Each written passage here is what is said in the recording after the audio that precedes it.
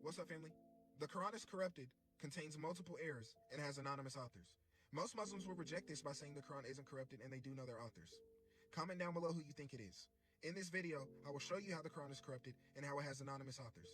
Because saying the first, second, or third caliph, Zayd ibn Thabit Abu Bakr, Umar bin al-Khattab, or Uthman bin Affan, or even Ali ibn Talib, saying they're the authors of the Quran is 100% false. And in this video, I will show you today on how the authors of the Quran are anonymous. So it all started after the Battle of Al-Yamama, whenever Abu Bakr, the father of the 6-year-old girl who married Muhammad, commissioned Zayd ibn Thabit to go around and collect the Quran from people who memorized it and wrote it on their own musafs, or the people that wrote it on books, leaves, stones, etc., until he got into the last verse of Surah Al-Taba. And you can find this in Sahih al-Bukhari 4986. So after this happened, something very tragic happened to the Islamic world.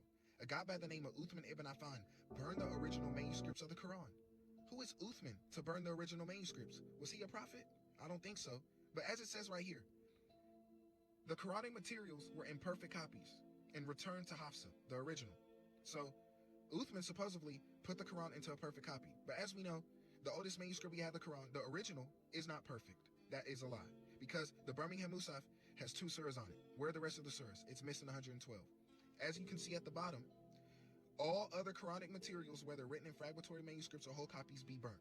Now, most Muslims try to counter this by saying all the Muslims agreed with Uthman. All of them. They all said, yes, Uthman, you can burn my Quran. No worries. But let's really see if all the Muslims agreed to what Uthman did. Before we see if the Muslims really agreed to Uthman burning the Quran, let's see who Muhammad himself wanted you, the Muslims, to learn the Quran from. As it reads, Sahih al-Bukhari 4999. Learn the Quran from these 4. Abdullah bin Masud, Salim Muda, and Ubay bin Ka'b. And if you don't know, Ubay bin Ka'b was actually one of the masters of recitation. So let's see if these Muslims agreed with Uthman burning the Quran. So now let's see if the Muslims, the people of the Ummah, really came together with Uthman's decision of burning the Quran. Okay, so the hadith says Uthman sent back the original manuscript to Hafsa. So if you read that hadith, you would think Hafsa has the original manuscript. But today you will find out she does not. As it reads, Uthman sent back the Quran of Hafsa, but Marwan snatched it forcefully from her and burnt it. Wow, why wasn't this in the hadith? According to Taqi Qamis, page 270. Let's keep reading. Uthman got all the copies of the Quran burnt except his own, and got Abdullah bin Masud beaten so much that he developed the disease of the hernia, then sent him to prison where he died. So go back, guys. Who did Muhammad wanted us to learn the Quran from? Abdullah bin Masud. Why did Uthman beat this guy up, get him beaten up, where he developed a hernia, and then sent him to prison? A'udhu billah. So we can see clear as day the people of Ummah, the Muslims at the time of Uthman, simply did not agree with him forcefully burning the Quran. That's a myth. But after Uthman burned the Quran, he put it into one Qurayshi dialect over the other 6 dialects, which would be Arabs, and their ways of interpreting it would be the Qira'ats. But they don't have a Quran.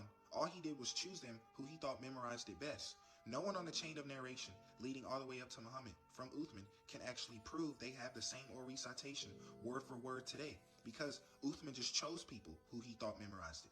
But some scholars disagree. They say there's 7 Qira'ats and 10 Qira'ats. So did Uthman really fix the problem, or did he make the problem worse? As it reads, a scholar, Ibn al-Jazari, says, the 10 ways of recitation are confirmed by the Tutoria in regard to the rules of recitation of the Quran. So it seems like Uthman made a problem. And this is a scholar that agrees that Uthman even made a problem, the Qira'ats and Arabs. This is in the version of Muslim Ahmad. Ubay bin Ka'b says, authentic hadith, فَدَخَلَ فِي نَفْسِي شَكٍّ. In my heart, a doubt came that I hadn't had about Islam since the days of Jahiliyyah. This is not a joke, brothers and sisters. The issue of Ahruf and Qira'at caused confusion. So even this Islamic scholar agrees, quoted from Ubay bin Ka'b, that the Qira'ats and Arabs are a problem to the Islamic theology. But if you think that's a problem, it doesn't just stop here whenever Uthman supposedly just put it into a perfect copy. The copies were never perfect, because a couple years after Muhammad was unalive, we have a guy by the name of Al-Hajjaz, the governor of the Umayyad Caliphate in Hiraz. Let's see what he did to the Quran. According to Arthur Jeffrey, the action of Al-Hajjaz resulted in an entirely new recension of the Quran, and Al-Hajjaz ordered the new copies of this text being sent to the great metropolitans. So guys, Al-Hajjaz also changed the Quran as well. It wasn't just Uthman, the Quran kept getting changed. Let's keep reading. But he seems to have made an entirely new recension of the Quran, having copies of the new text sent to the great metropolitan centers and ordering the deconstruction of earlier copies. Wow. So he did the exact same thing Uthman did. He changed the Quran and ordered the deconstruction of earlier copies. Who gave this guy the authority to do that? But that's not it, guys. Even After Al-Hajjaz, many attempted printings and fixing of the Quran kept taking place, and they couldn't get it fixed until finally in 1924. So guys, the Quran kept getting canonized and canonized and canonized. As it reads, many printings or attempted printings have been undertaken before this version in the West, in Venice in 1537 and 38, Hamburg in 1694, and in St. Petersburg in 1787, in the Middle East, Iran 1831, 1833, and in Turkey in 1872, and beyond in Egypt in 1852, and in Egypt, the Quran was first printed in 1833 during the reign of Muhammad al-Basa. Now listen closely. However, the scholars of Al-Azhar institution ordered the confiscation of the book, claiming that it had contained some mistakes and that the ink was impure. Consequently, the 1924 version edition was published to the Arab world. So as you see, guys, the Quran kept being printed, kept being canonized over time and time until they finally got it fixed in 1924. Now I'm asking you a question. Can something perfect contain problems? This just lets you know, Uthman never compiled the Quran, nor does the evidence lead there. The scholars of Al-Azhar institution in Egypt compiled the Quran.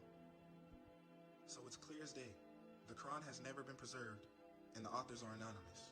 And the fact that Muslims today really think the Quran we have today, word for word, goes back all the way to Muhammad, just shows how they did not do research of what happened in 1924 in Cairo, Egypt. But most Muslims will try to refute this by saying, we don't need the physical, we have the oral recitation. But unfortunately, that's not a good counter either, because you can't prove anyone on that chain of isnad, chain of narration, matches word for word the oral recitation we have today with 114 surahs. And if you can, I will become Muslim.